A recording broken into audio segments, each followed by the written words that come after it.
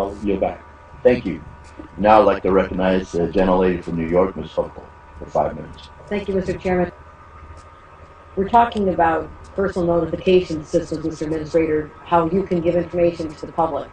What troubles me in this century is that the public is not able to send a 911 text messaging to public safety dispatchers.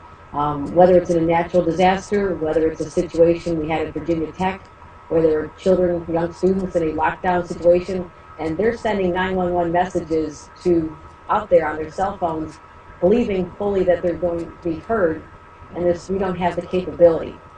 I find that to be a national embarrassment, personally, and I'm not casting any discourage, any blame. I'm just saying, how do we solve that? And when I'm talking to people at FCC, sometimes they'll say it's going on over Homeland Security. Homeland Security might say it's FCC. What's preventing us from doing that? Because I think that's something that, there's a generation, probably from my age on down or lower than me down, where the expectation is that when they send 911 on a cell phone, it's going to be received by somebody who's in a position to help them. And very sadly, that is not the case in America today.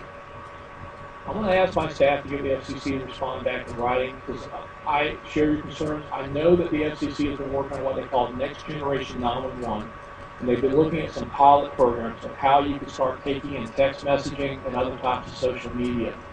One of the challenges is the system was never designed with that as this technology has come on board. So I know the FCC has been looking at preliminary rulemaking. They're looking at several pilots.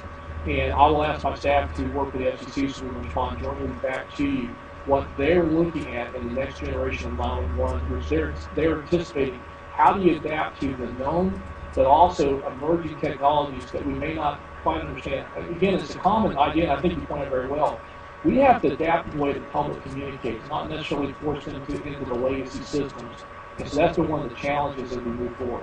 I appreciate your attention to that, and I would urge that you make that a major priority, because in natural disasters or in lockdown situations or any time that our public needs help, they're assuming that they're reaching us. And we had a situation where gunshots were fired in one of my suburban high schools outside Rochester.